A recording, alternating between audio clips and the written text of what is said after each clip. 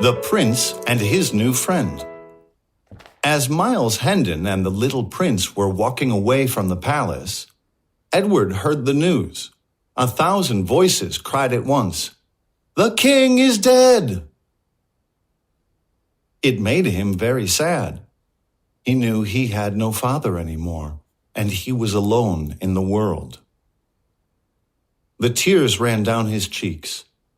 Then there was another cry. "Long live King Edward VI!" Ah, he thought, I am king now. And he felt proud.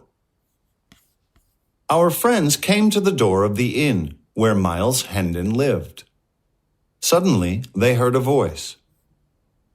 "Where have you been all this time? If you try to run away from your father once more, I shall give you a good whipping."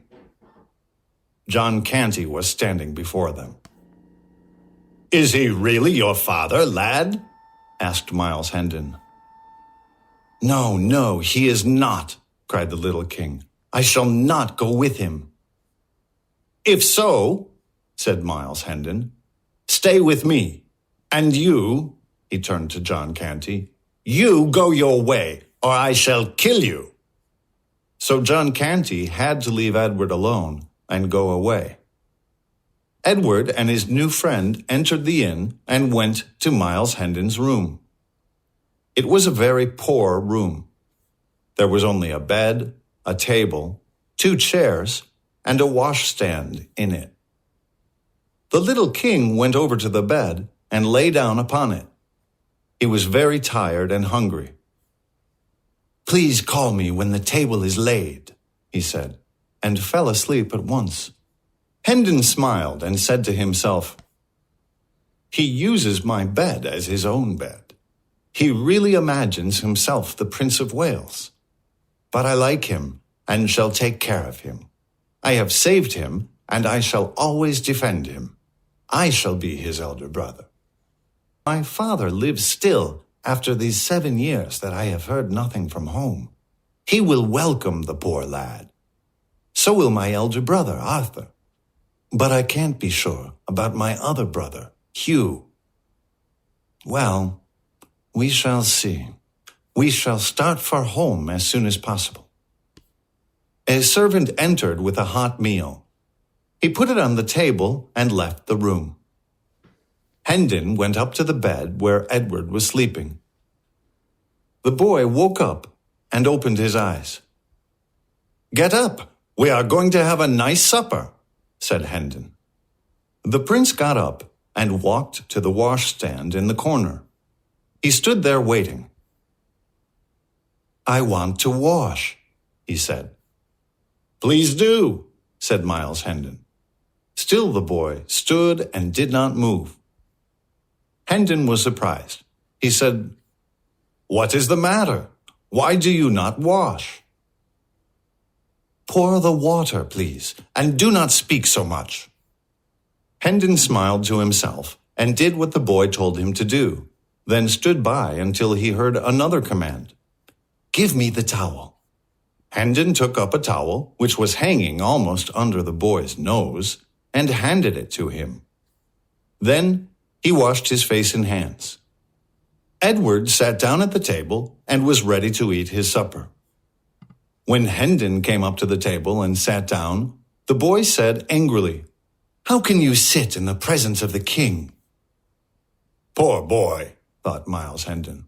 "Only a short time ago he imagined himself the prince. Now he imagines that he is the king. Very well, let him be the king. I must pretend that I believe him. There is no other way out for me." "I think you call yourself Miles Hendon," Edward said. "Yes, your majesty," said Hendon. To himself, he said, "If I want to pretend that I believe him, I must call him your majesty. I must play my part well." "Tell me about yourself," said the prince. So Miles Hendon told him his story. "My father, Sir Richard, is very rich, but he is not very well known among lords. My mother died when I was a child. I have 2 brothers, Arthur, my elder, an honest, good-hearted man, and Hugh, younger than I, a very bad man. My cousin, Lady Edith, also lives in our house because she has no parents. Both of them died. She was 16 when I was 20 years old. I loved her, and she loved me. My brother Hugh pretended that he loved her too, but in truth, he loved her money. My father, who loved Hugh best of us all, believed him when Hugh told him many lies about me. In short, my father sent me away from home for 3 years. I hope, he said, that these 3 years away from home in England will make a soldier and an honest man of you. See, Your Majesty, I fought in the Continental Wars, and in my last battle I was taken prisoner and spent 7 years in a foreign prison. When I became free at last, I hurried to England. I have just arrived. I have neither good clothes nor any money to buy them. But the most important thing is that I have no news from home.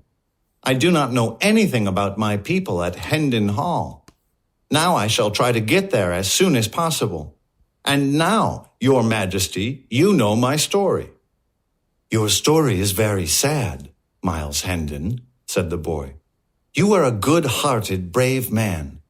You helped me and saved my life, so I shall help you.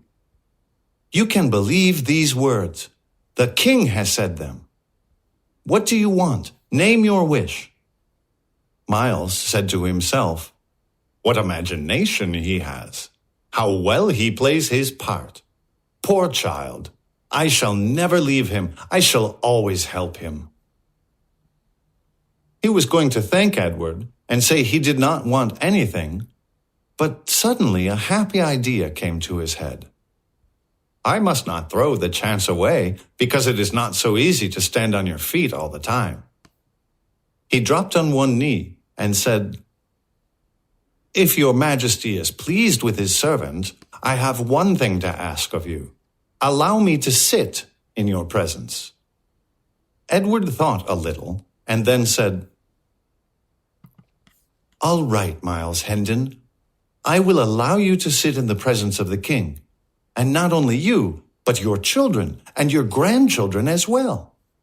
Hendon sat down and began to eat with great appetite, saying to himself, It was clever of me to ask him for that.